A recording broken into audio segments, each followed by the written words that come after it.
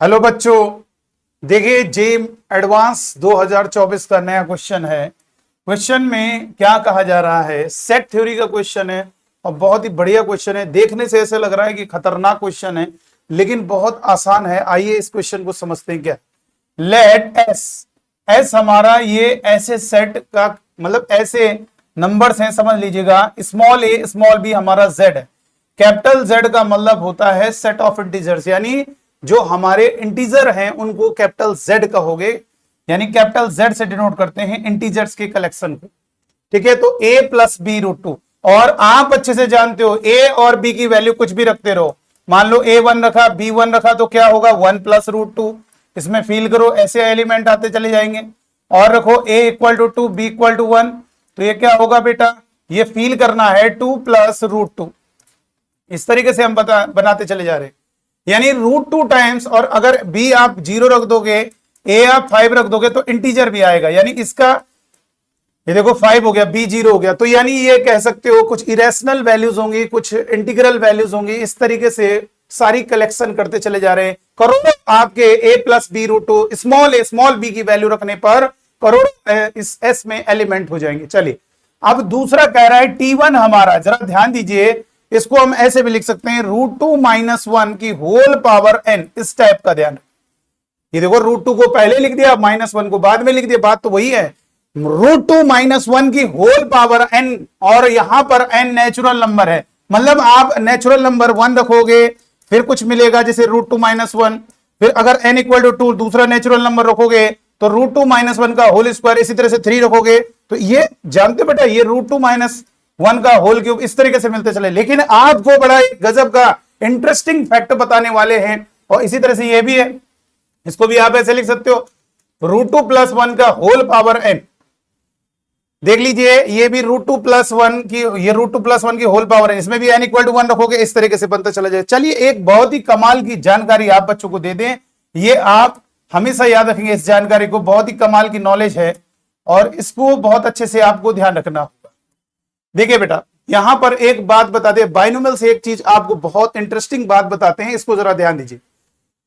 अगर मैंने कहा रूट टू प्लस वन की होल पावर एन, अगर हम रूट टू प्लस वन की होल पावर एन को, अगर एन नेचुरल नंबर है, कुछ भी रख दीजिए, नेचुरल नंबर कुछ भी रख दीजिए, वन रख दो, टू रख दो, थ्री रख दो, तो ये जानते हो ये जो नंबर आएगा वो a1 plus b1 root two type का आएगा बेटा। ये जो भी आएगा एन चाहे कितना भी बड़ा लार्ज हो जाए, ये हमेशा इस टाइप का आएगा। मैं इसको एक्सप्लेन भी करके दिखाऊं।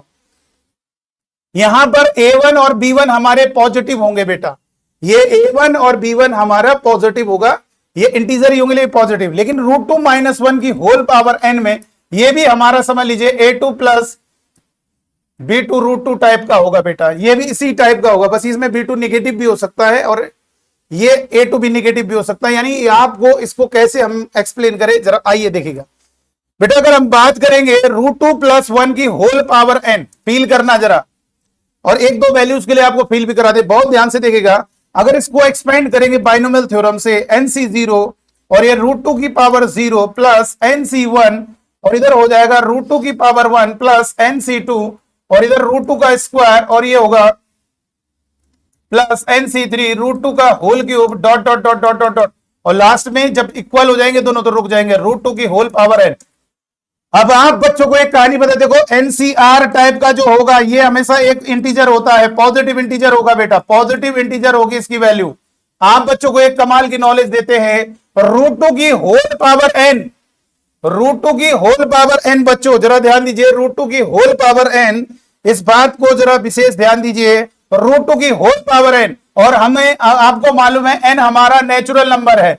अगर मेरा एन नेचुरल नंबर है तो मेरे बच्चों ध्यान दीजिए, नेचुरल नंबर भी दो टाइप का होता है, या तो इवन होगा या ऑड होगा। ये बात आपको ध्यान रखनी है। अगर ये हमारा इवन हुआ तो जानते हो ये अब रूट अंडर रूट से फ्री हो जाएगा।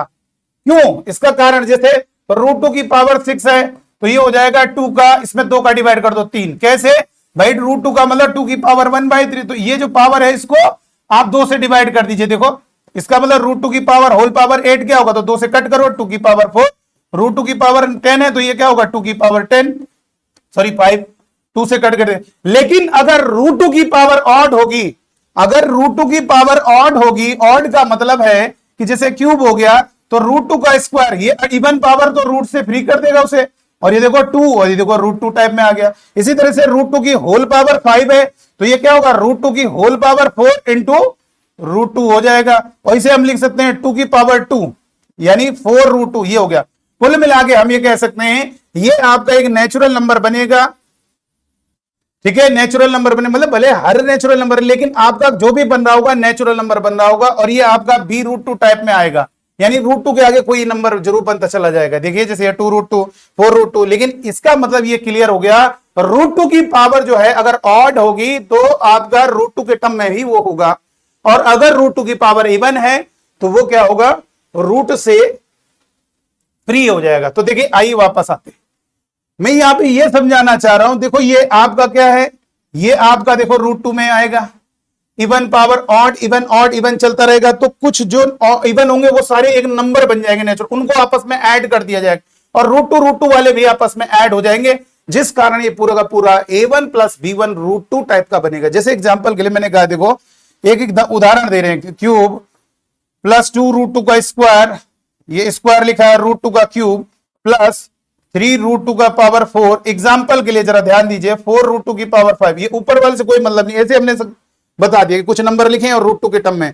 तो ये देखो ये तो 2 हो गया, इधर बात करेंगे तो ये रूट टू का स्क्वायर इंटू रूट 2 यानी 2 2 से 4 रूट 2 हो गया। और अगर इसकी बात करेंगे तो ये कितना होगा, ये 2 का स्क्वायर यानी 4 3 से 12, और ये कितना होगा बेटा, इसकी बात करेंगे रूट 2 का स्क्वायर से लिख सकते हैं रूट 2 का होल पावर 4 इंटू रूट 2 यानी ये 4 इंटू 4 16 रूट 2। अब आप देख सकते हो जो नंबर आए हैं उनको आपस में ऐड कर दो 14, और ये इनको ऐड कर दोगे 20, यानी बना कि नहीं बना। कुल मिला के हम ये कहना चाहते हैं, और इसमें हम ये कह रहे हैं ना कि ये निगेटिव भी आ सकता है ना, हो सकता है ये निगेटिव भी हो जाए, और आप ऐसे खुद ही फील कर लो, शुरुआत की 2 वैल्यूज रख के देख लो, देखो 1 रखो तो देखो रूट 2 प्लस 1 यानी वही है 1 प्लस रूट 2 टाइप का आ रहा है, इसी टाइप का तो आ रहा है। अगर रूट 2 का होल स्क्वायर करोगे, फील करो, तो ये होगा रूट 2 का स्क्वायर 2 और 1 का स्क्वायर 1 और प्लस कितना होगा 2 रूट 2 यानी 3 प्लस रूट 2। तो ये हर बार कितना भी लार्ज नेचुरल नंबर हो जाए, इनको सिंप्लीफाई करने पर आपस में कैलकुलेशन रूट टू वाले टर्म आपस में ऐड होंगे, और जो नेचुरल वो आपस, तो ये इस टाइप का पैटर्न बन जाएगा। ये हम समझा रहे हैं आपको। चलिए तो आइए अब हम वहां पर वापस जाते हैं और आपको फील करा देते हैं, ये क्लियर हो जाना चाहिए। चलिए भाई वापस आएंगे, अब आप इसको समझिए, बहुत आसान है, क्वेश्चन हो जाएगा। देखो बेटा, तो ये क्लियर हो गया कि हमारा एस तो भैया ए प्लस रूट बी, ये जो एस हमारा है, जो हमारा एस के कलेक्शन है वो ए प्लस बी रूट 2 टाइप के एलिमेंट्स होंगे। जो हमारा T1 होगा, T1 किस टाइप के कलेक्शन होगा, वो होगा हमारा A1 plus B1 root 2 type का होगा। लेकिन एक बड़ी गजब की बात है, ये जो भी आ रहा होगा, इन नेचुरल नंबर 1 रखने से, 2 रखने से, 3 रखने से, ये जो भी बनना होगा वो सारे के सारे इसमें अवेलेबल होंगे। एस वाले में जो भी T1 का कलेक्शन होगा सब इसमें उपस्थित होगा, सब इसमें अवेलेबल होगा। क्योंकि ये तो आप कुछ भी रख दो ना, ए बी नेचुरल नंबर कुछ भी रख दीजिए, देखो इंटीजर कुछ भी रख दीजिए, नेगेटिव पॉजिटिव कुछ भी, और ये तो बहुत सारे बनना होगा, तो ये सारी वैल्यूज को कवर करेगा। और इधर देखो T2 हमारा किस टाइप का होगा, T2 हमारा होगा A2 plus B2 root 2 type का होगा। चलिए अब ये क्लियर हो गया। अब इन क्वेश्चन का ये ध्यान रखना, मोर देन 1 में भी करेक्ट है। इस क्वेश्चन को कहा जाएगा ऐसा सेक्शन है जिसमें एक से ज्यादा ऑप्शन सही हो सकते हैं। तो जरा क्वेश्चन में कहेंगे then which of the following statement is are true. जरा देखेंगे क्या क्वेश्चन में कहा जा रहा है। मेरे बच्चों इसको जरा समझिए, अगर कोई दिक्कत है तो कमेंट में कीजिएगा, आप कमेंट बॉक्स में कमेंट कीजिए।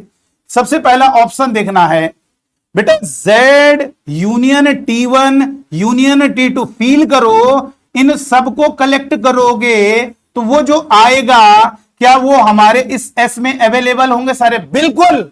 Z का मतलब इंटीजर, तो भैया इंटीजर का मतलब है -1 0 1 2 -1, ये तो सब इसमें है ही ना। इसमें भैया B0 तो सारे इंटीग्रल वैल्यूज मिल जाएंगे आपको, ठीक है, इन सब का यूनियन। और T1 तो इसमें अवेलेबल है ही, T2 भी इसमें अवेलेबल। बेटा ये जब इस टाइप के आ रही है तो ये सारे के सारे S में कलेक्ट होंगे, इसका मतलब इन सब का यूनियन क्या होगा, यानी ये सारे के सारे इसमें अवेलेबल होंगे, यानी उसको कहा जाता है मैथमेटिक्स में ये सारे इनका यूनियन उसका सबसेट होगा। बिल्कुल सही है, ये हमारा ए ऑप्शन बिल्कुल करेक्ट है बेटा।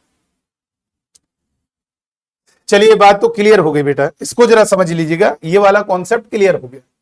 दूसरा ऑप्शन कह रहा है क्या है, उसको मिटा नहीं सकते तो इसलिए यहीं पर दिखाना पड़ेगा। दूसरे ऑप्शन में दे रहा देखेंगे T1। अच्छा जो T1 है जरा फील करना, T1 हमारा कितना है बेटा, T1 है √2 - 1, यानी √2 - 1 का मतलब है, √2 का मतलब 1.41 - 1 की होल पावर n, तो T1 हमारा होगा 0.41 की होल पावर n।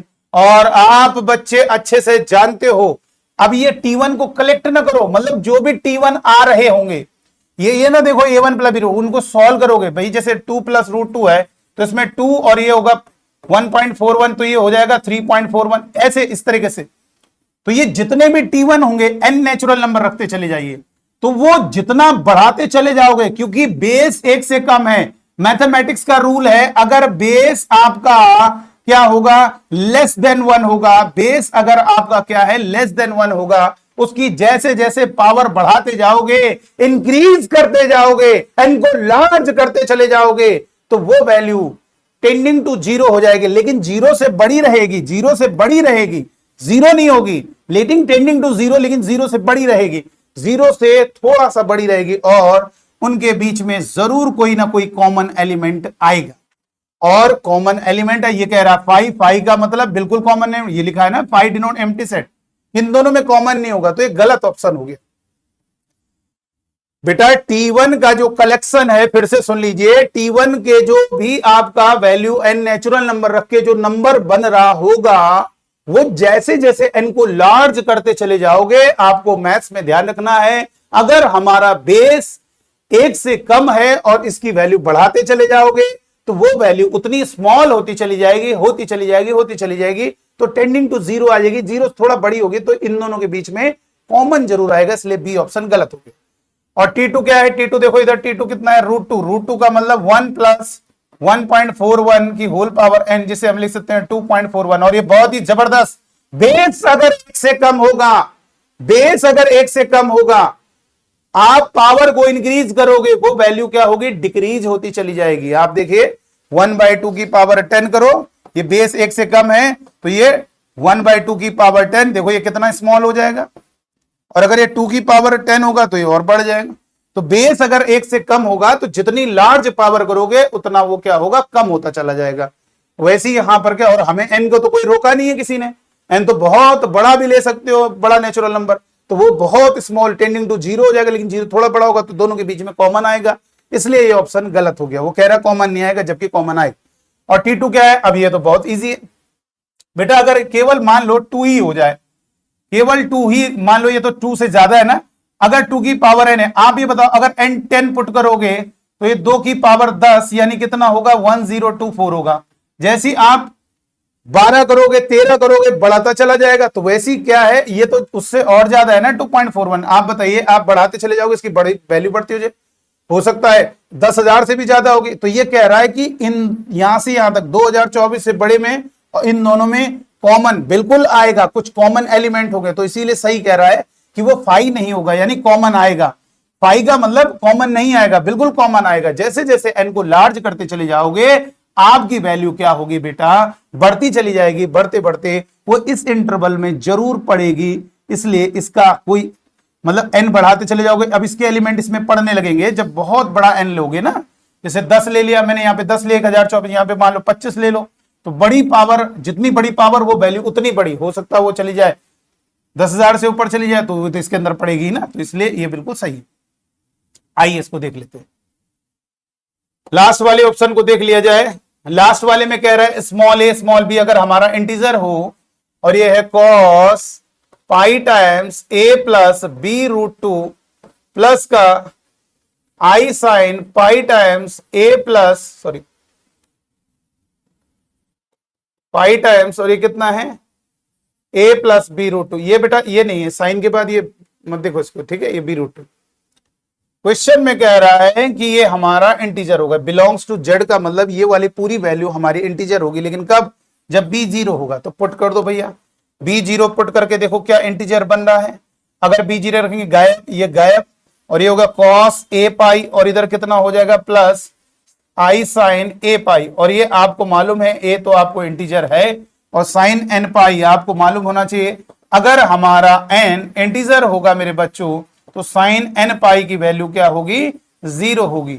और कॉस एन पाई क्या होगा, जब हमारा एन क्या होता है, इंटीजर होता है, तो हमारा जो कॉस होता है उसकी वैल्यू या तो 1 होगी या -1 होगी। ये आप नहीं कहोगे कि आपका कहने का मतलब -1 होगी, cos 3 पाई -1, तो ये वैल्यू आपकी +-1 दोनों पॉसिबल है, तो ये इंटीजर बन रहा है बिल्कुल। अगर बी आपका 0 होगा तो ये हमारा क्या होगा, इंटीजर होगा। इसका मतलब हमारा ऑप्शन ए सही है, सी सही है और डी सही है। तो इस तरीके से आप देख सकते हो, बहुत ही शानदार क्वेश्चन था। तो चलिए आज की वीडियो में इतना ही, थैंक यू।